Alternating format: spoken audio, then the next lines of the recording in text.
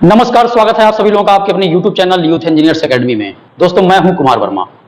Friends, biology के series को आगे बढ़ाते हुए एक बार फिर से आज हम लोग बायोलॉजी का ही एक महत्वपूर्ण टॉपिक है जिसका नाम है तंत्रिका तंत्र अर्थात नर्वस सिस्टम से संबंधित महत्वपूर्ण तथ्यों को समझेंगे पहले। उसके बाद नेक्स्ट वीडियो में इससे संबंधित जितने भी महत्वपूर्ण क्वेश्चन आए हुए हैं प्रीवियस ईयर एग्जामिनेशन में, उन सभी क्वेश्चन के बारे में हम लोग डिटेल से चर्चा करेंगे। ठीक है, तो चलिए फ्रेंड्स लेक्चर को स्टार्ट करते हैं। जैसा कि आप यहां देख पा रहे हो, लिखा हुआ है नर्वस सिस्टम अर्थात तंत्रिका तंत्र। अगर हम तंत्रिका तंत्र की बात करें तो वास्तव में जो तंत्रिका तंत्र होता है वह एक विशेष प्रकार की कोशिकाओं से मिलकर के बना होता है जिसे न्यूरॉन कहा जाता है अर्थात तंत्रिका कोशिका कहा जाता है। यानी कहने का मतलब यह हुआ कि तंत्रिका कोशिकाओं से मिलकर के तंत्रिका तंत्र का निर्माण हुआ है। इसीलिए जो न्यूरॉन होता है यानी जो तंत्रिका कोशिका होती है उसे तंत्रिका तंत्र की संरचनात्मक एवं क्रियात्मक इकाई कहा जाता है। बात समझ गए? तो यहां मैं लिख सकता हूं कि यह एक विशेष प्रकार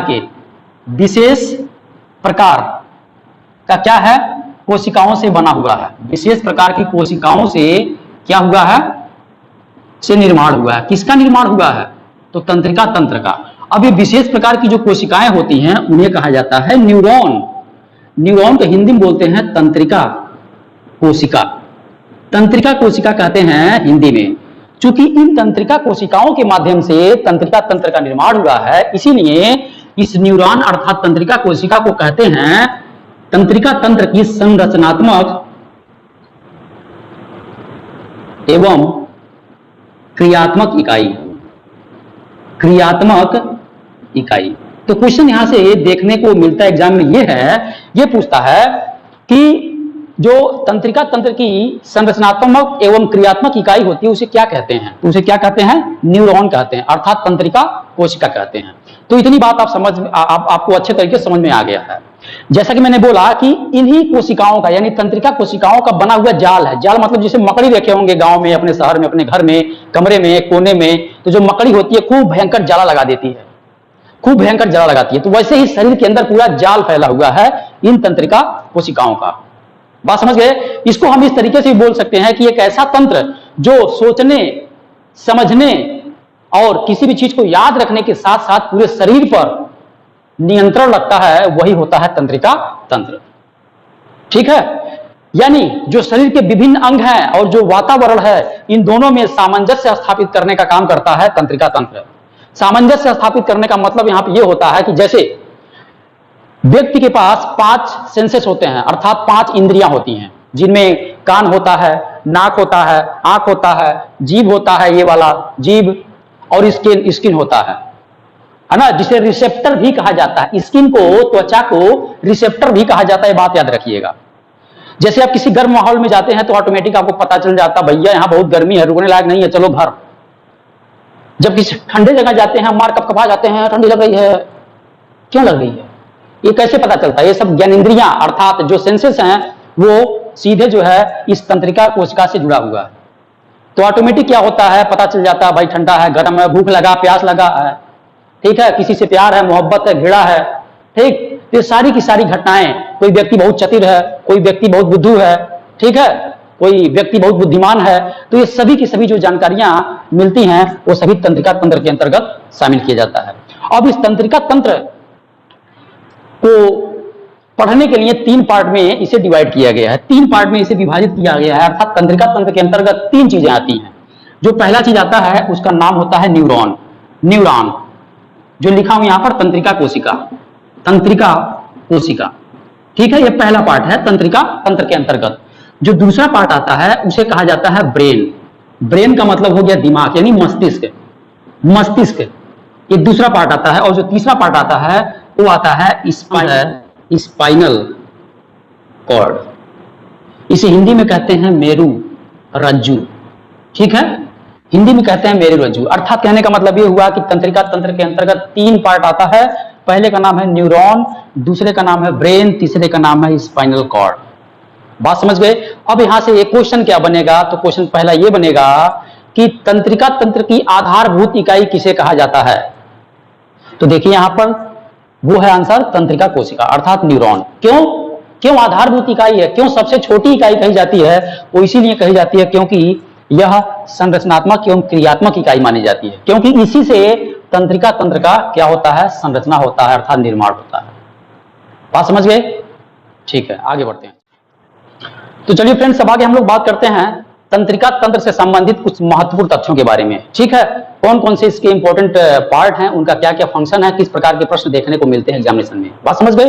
तो सबसे पहले हम बात करेंगे नर्वस सिस्टम में। मैंने बताया था कि नर्वस सिस्टम 3 चीजों से मिलकर के बना हुआ, जिनमें पहला है न्यूरॉन, तंत्रिका कोशिका, दूसरा है ब्रेन मस्तिष्क, तीसरा है स्पाइनल कॉर्ड, जिसे बोलते हैं मेरु रज्जु। अब हम सबसे पहले बात करते हैं न्यूरॉन के बारे में। न्यूरॉन के बारे में सबसे पहले हम बात करते हैं। तो न्यूरॉन जो होता है यह एक प्रकार का कोशिका होता है, एक सेल होता है, और इस सेल का जो कार्य होता है मस्तिष्क के माध्यम से शरीर के विभिन्न अंगों तक सूचनाओं को पहुंचाना, यानी सूचनाओं का आदान प्रदान करना और उनका विश्लेषण करना, यही इसका महत्वपूर्ण वर्क होता है।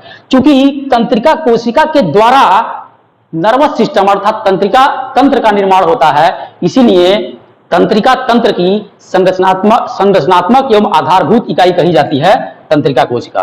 ठीक है ना? और यह तंत्रिका तंत्र की सबसे छोटी इकाई है। ठीक है, याद रखिएगा, तंत्रिका लिख दे रहा हूं, तंत्रिका तंत्र की सबसे छोटी इकाई। ठीक है ना? सबसे छोटी, अथवा इसी को बोलते हैं आधारभूत इकाई। याद रहेगा? ठीक, ये पहला फैक्ट है इसके बारे में। ये फैक्ट आपको भूलना नहीं है। बात समझ गए ना? दूसरा फैक्ट इसके बारे में ये याद रखना है कि पूरे मानव शरीर की सबसे बड़ी कोशिका कौन है? वो है तंत्रिका कोशिका है। तो ये भी फैक्ट याद रखिएगा।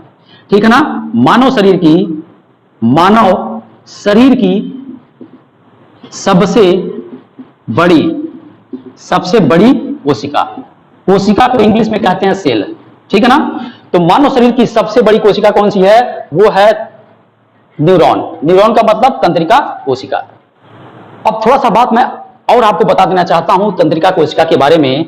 इसके बारे में फैक्ट और याद रखिएगा। जैसा कि आप पिक्चर में देख रहे हैं, उस पिक्चर में देखने की कोशिश करिए ध्यान से। क्वेश्चन ये कभी बन सकता है, लेकिन अभी तक बना नहीं है। ये बन सकता है कि तंत्रिका कोशिका के कितने घटक अर्थात कितने कंपोनेंट होते हैं? तो टोटल होते हैं 3 कंपोनेंट। 3 कंपोनेंट में जो पहला है, इस पहले का नाम है सेल बॉडी। क्या नाम है? Cell body. और दूसरे का जो नाम है, उस दूसरे को कहते हैं डेंड्राइट्स। ठीक है? और तीसरे का जो नाम है उसे कहते हैं, दोस्तों, उसे कहा जाता है, ध्यान से देखिएगा पिक्चर, एक्सॉन कहते हैं। क्या बोलते हैं? एक्सॉन कहते हैं। ये बहुत इंपॉर्टेंट नहीं है, लेकिन ये दोनों लाइन जो मैंने लिखा है कि पूरे मानव शरीर की सबसे बड़ी कोशिका कौन सी है, तो वो कोशिका है तंत्रिका कोशिका। दूसरा क्वेश्चन ये बनेगा कि तंत्रिका तंत्र की सबसे छोटी इकाई अथवा आधारभूत इकाई अथवा संरचनात्मक एवं क्रियात्मक इकाई कौन सी है, तो वो है तंत्रिका कोशिका। बात समझ गए?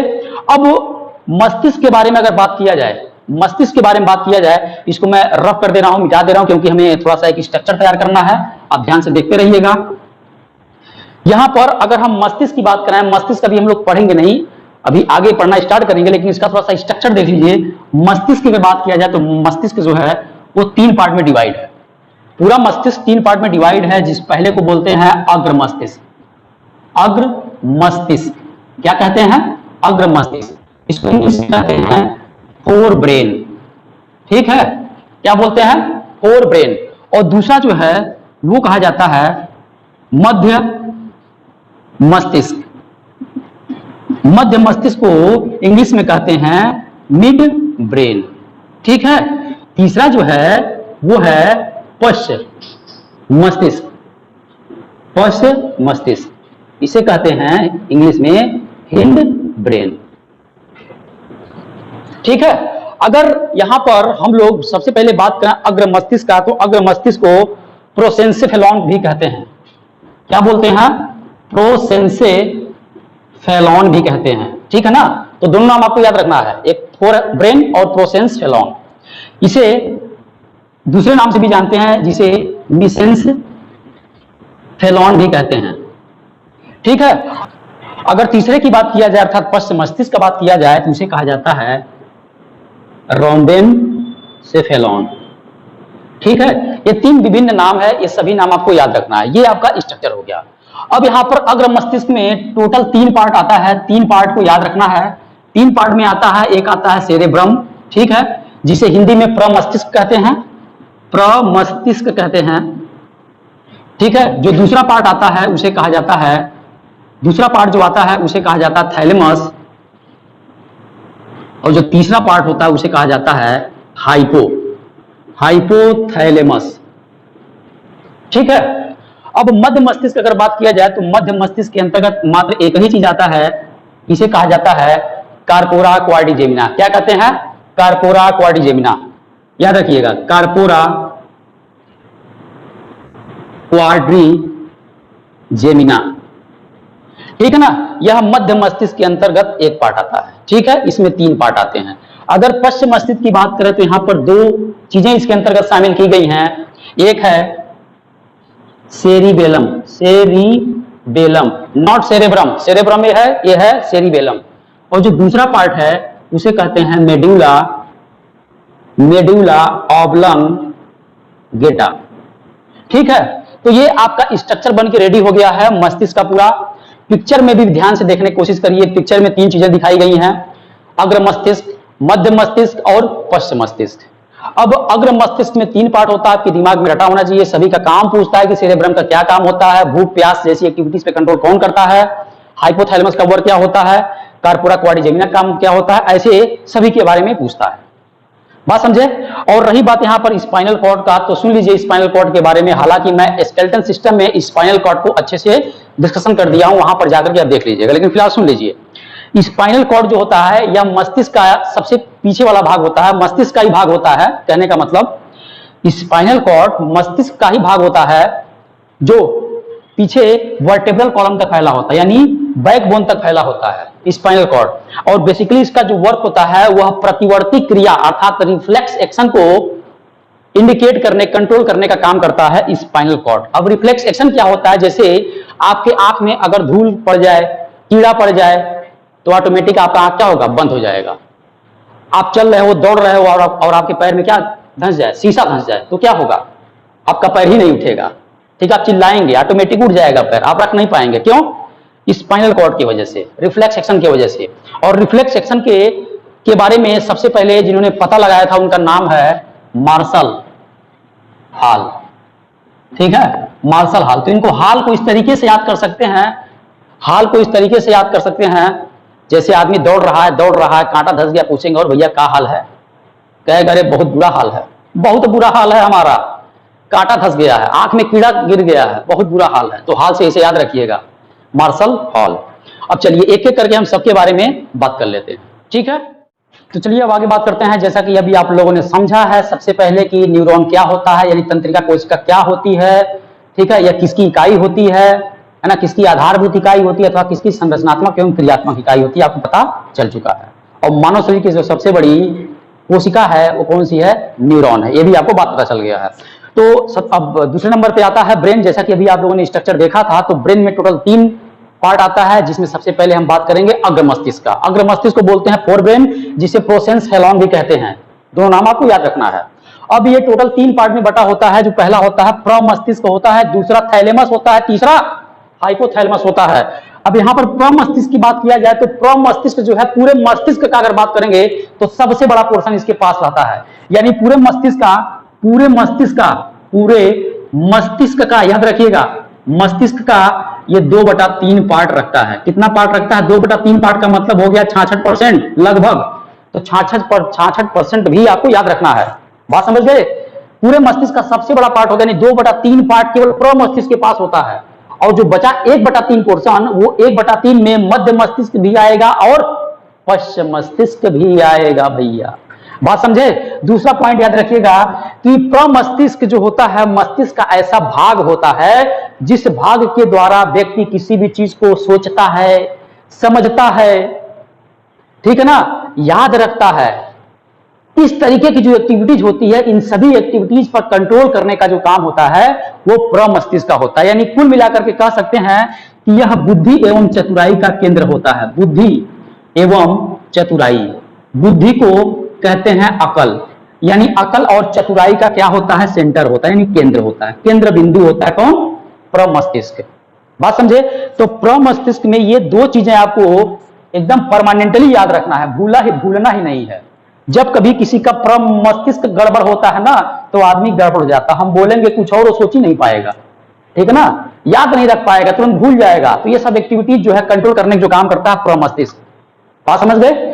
दूसरे नंबर पर बात किया जाए, थैलेमस की बात किया जाए, थैलेमस की बात किया जाए तो थैलेमस में एक बात याद रखना है आपको यहां पर, कि जैसे आपको थैलेमस में जैसे आपको क्या लगता है, ठंडा महसूस होता है, गर्मी महसूस होती है, शरीर में कहीं चोट लगने पर दर्द होता है, तो ऐसे एक्टिविटीज पर कंट्रोल करने का जो काम होता है वो थैलेमस का होता है। ऐसा इसलिए क्योंकि जो 5 सेंसेस हैं, 5 सेंस में कान है, आंख है, नाक है, जीभ है, त्वचा है, तो इन 5 सेंसों की अगर बात किया जाए तो इन 5 सेंसों से कुछ संवेदी वेव्स आती हैं, है ना, संवेदी वेव्स यानी सेंसरी वेव्स आती हैं जो दिमाग के पास मैसेज भेज देती हैं कि भैया ये गर्म है, ठंडा है, आग है, जल जाओगे, मत छुओ, हाथ ले जाओगे आग के पास, ऑटोमेटिक गर्मी लगेगी आपको। यानी थैलेमस का काम जो होता है यहां पर, थैलेमस का काम होता है कि ठंडा, साथ में गर्म और साथ में दर्द, ठीक है ना, याद रखिएगा,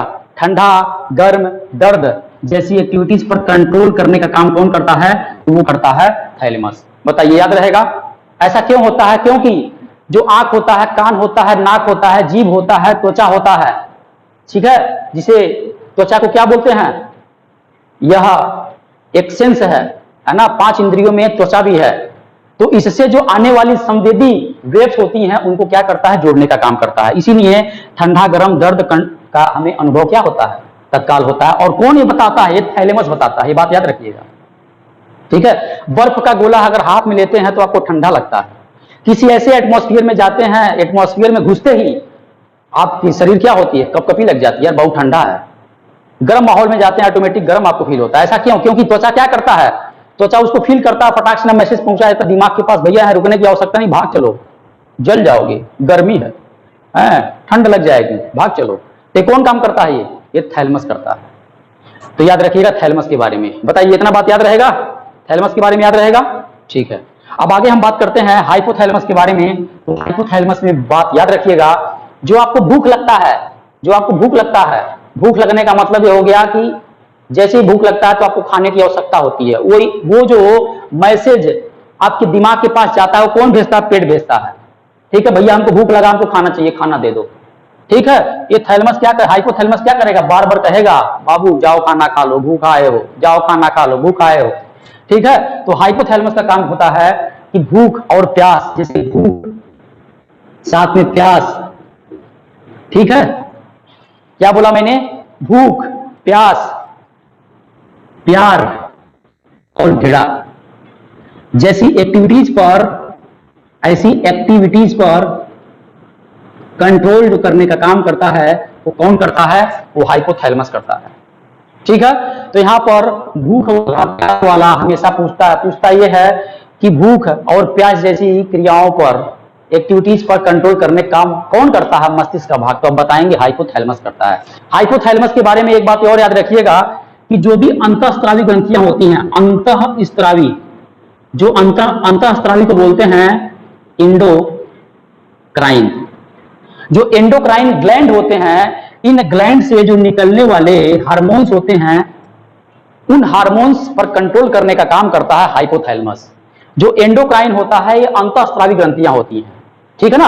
अंतःस्त्रावी ग्रंथियों का एग्जांपल हो सकता है थायराइड ग्रंथि, थायराइड ग्लैंड, पीछे है हाइपोथायराइड, ठीक है, एड्रीनल ग्रंथि, पीयूष ग्रंथि, ठीक है। तो सभी की सभी जो ग्रंथियां हैं यह अंतःस्त्रावी ग्रंथियां हैं, ठीक। और अंतःस्त्रावी जो ग्रंथियां होती है वो हमेशा हार्मोन्स निकालती हैं, और जो बहिर्स्त्रावित ग्रंथियां होती हैं यानी जो एक्सोक्राइन ग्लैंड होते हैं वो हमेशा एंजाइम निकालते हैं। तो ये क्या निकालती हैं, हार्मोन्स, और एक्सो क्या निकालता है, तो हमेशा एंजाइम निकालता है। तो अंतःस्त्रावी ग्रंथियों, यहां लिख दे रहा हूं, ग्रंथियों से निकलने वाले, ग्रंथियों से निकलने वाले हार्मोन्स पर कंट्रोल इन्हीं के द्वारा होता है। बताइए बात समझ में आया। तो इस प्रकार से अग्र मस्तिष्क का पूरा पार्ट हो गया। अग्र मस्तिष्क में आपने पिक्चर के माध्यम से भी महसूस किया होगा, ठीक है ना, देखा होगा, अच्छा ये वाला अग्र मस्तिष्क है, ये वाला जो है इसमें सेरेब्रम है, ठीक है, ये थैलेमस है, ये हाइपोथैलेमस है, बात समझे कि नहीं समझे? तो चलिए फ्रेंड्स अब आगे हम लोग बात करते हैं। हाँ तो भैया चलिए स्टार्ट करते हैं, आगे बात करते हैं मध्य मस्तिष्क अर्थात मिड ब्रेन अथवा मेसेंसेफेलॉन के बारे में जानने की कोशिश करते हैं। ठीक है, पहला पार्ट आप जान गए, मतलब अग्र मस्तिष्क के बारे में पूरा आप समझ चुके हो। मध्य मस्तिष्क के अंतर्गत मात्र एक ही पार्ट आता है जिसका नाम है कार्पोरा क्वाड्रिजेमिना, वही लिखा हूं कार्पोरा क्वाड्रिजेमिना। इसका जो मेन फंक्शन होता है, इसका फंक्शन क्या होता है?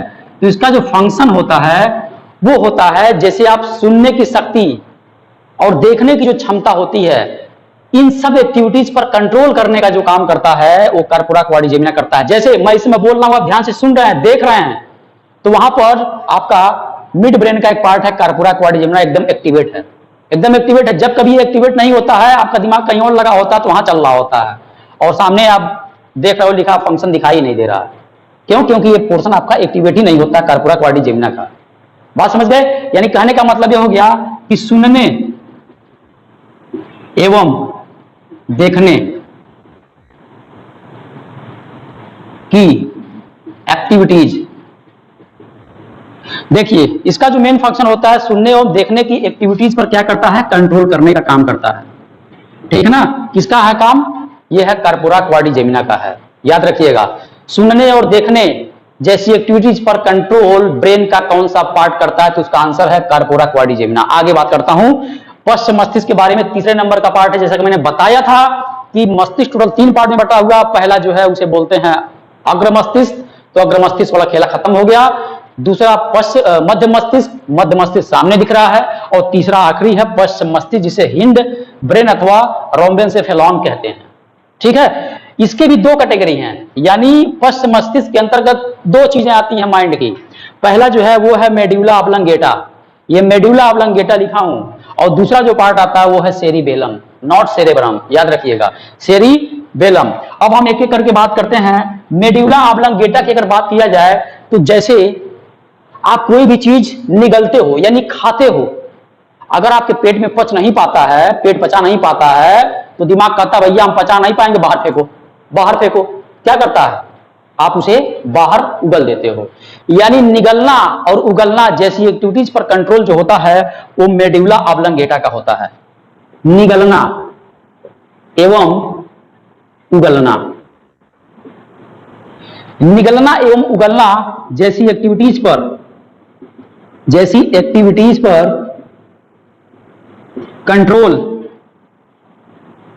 इसी का होता है, इसी मतलब मेड्यूला ऑब्लंगेटा का होता है। ये पहला फंक्शन हो गया। यानी कहने का मतलब ये हो गया निगलना और उगलना को बोलते हैं उल्टी, जो वॉमिटिंग के नाम से जाना जाता है। किसके नाम से? वॉमिटिंग, उल्टी। यानी क्वेश्चन ये देखने को मिलता है उल्टी का केंद्र किसको कहते हैं? तो उल्टी का जो केंद्र होता है वो मेड्यूला ऑब्लंगेटा कहा जाता है। क्यों? क्योंकि निगलना और उगलना जैसी एक्टिविटीज पर कंट्रोल जो होता है मस्तिष्क का मेड्यूला वाला पार्ट करता है। बात समझे?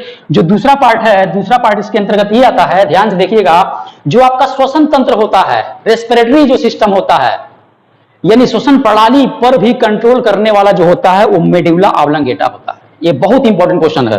ठीक है, यहां लिख रहा हूं श्वसन प्रणाली पर कंट्रोल। ठीक है ना? यानी श्वसन प्रणाली पर कंट्रोल भी किसका होता है? मेड्यूला ऑब्लंगेटा का होता है। दोनों के दोनों फैक्ट इंपॉर्टेंट है, याद रखिएगा, दिमाग में बसा लीजिएगा। प्रमस्तिष्क वाले भाग में, सेरेब्रम वाले भाग में, क्योंकि बुद्धि और चतुराई का केंद्र ही होता है, क्योंकि आपके सोचने समझने याद रखने की जो एक्टिविटीज होती हैं वो सब मस्तिष्क का सेरेब्रम करता है, जिसे प्रमस्तिष्क कहते हैं। तो प्रमस्तिष्क में एकदम बैठा लीजिए ध्यान से। ठीक है ना? ये दोनों बात। और आगे हम बात करते हैं सेरेबेलम के बारे में। तो सेरेबेलम जो होता है, सेरिबेलम जो होता है यह मस्तिष्क का सबसे छोटा हिस्सा होता है। यानी कहने का मतलब यह हुआ कि सबसे छोटा मस्तिष्क किसे कहा जाता है? तो सेरिबेलम को कहते हैं। तो इसे क्या कहते हैं? इसे सबसे छोटा मस्तिष्क कहते हैं। यानी इसे कौन सा मस्तिष्क कहते हैं? इसे छोटा मस्तिष्क कहते हैं। ठीक है ना? यहां सबसे हटा दे रहा हूं, इसे छोटा मस्तिष्क कहते हैं, बात याद रखिएगा। बेसिकली जो सेरिबेलम होता है, इसकी जो संरचना होता है, इसका जो कंस्ट्रक्शन होता है वो सेम होता है सेरेब्रम की तरह, यानी प्रमस्तिष्क की तरह होता है। ये भी बात याद रखना है। ठीक है ना? इसकी संरचना किसकी तरह होती है? इसकी संरचना अगर बात करेंगे तो किसकी तरह होती है? वो सेरेब्रम की तरह होती है। सेरेब्रम यानी प्रमस्तिष्क, प्रमस्तिष्क की तरह होता है, याद रखिएगा। याद रहेगा? क्यों भाई याद रहेगा?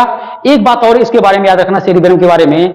जो सेरिबेलम होता है, जैसे मैं इस समय चल रहा हूं फर्स्ट क्लास, हमारे शरीर पे कंट्रोल है, आप बैठे हो आपके शरीर पे कंट्रोल है, आपके हाथ पर कंट्रोल है, जिधर चाहते उधर ले जाना चाहते हो, जिधर चलना चाहते उधर चल सकते हो। तो ये शरीर एकदम बैलेंस कंडीशन में है। वो बैलेंसिंग जो प्रोवाइड करने काम करता है वो सेरिबेलम करता है। जब कभी कोई जो ड्रिंक कर लेता है, देखते हैं ना, पूरा पैर लड़खड़ा जाता है इस तरीके से ऐसे, ठीक, जब लड़खड़ा जाता है इसका मतलब उसका जो सेरिबेलम होता है वो थोड़ा सा कम काम करता है, जिसके वजह से वो बैलेंस कंडीशन में नहीं रह पाता है। यानी शरीर को संतुलित अवस्था प्रदान करने का जो काम करता है वो सेरिबेलम करता है, ठीक है ना। तो क्या करता है, शरीर को संतुलन प्रदान करता है। बताइए, इतना बात आप समझ गए? ठीक है, उम्मीद करता हूं कि मस्तिष्क का तीनों पार्ट आप अच्छे तरीके से समझ चुके हैं, ठीक है ना। चलिए कुछ बचे हुए पार्ट को कवर कर लेते हैं। तो चलिए दोस्तों, अब कुछ बचे हुए इंपॉर्टेंट तथ्यों के बारे में भी डिस्कशन कर लेते हैं, ठीक है। छोटी छोटी मगर मोटी बातें, बहुत जरूरी है।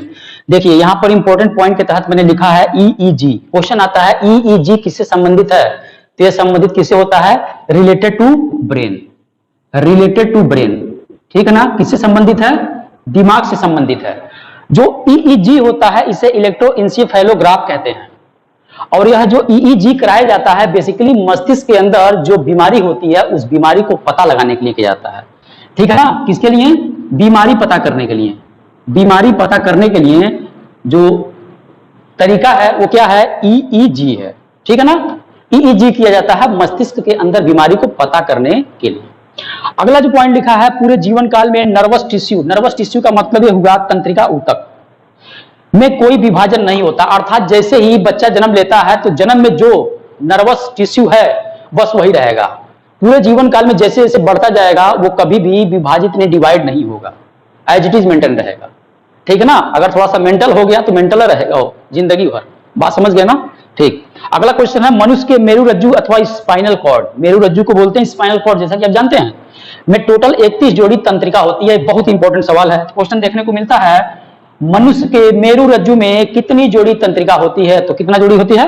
31 जोड़ी। तो इस प्रकार से हम लोगों ने आज का भी सफर कंप्लीट कर लिया है। पूरा थ्योरी पोर्शन जो है तंत्र अर्थात नर्वस सिस्टम का कंप्लीट कर लिया गया है। नेक्स्ट वीडियो में हम लोग इससे संबंधित जितने भी प्रीवियस ईयर क्वेश्चन होंगे उन सभी को डिस्कस करेंगे, ठीक है।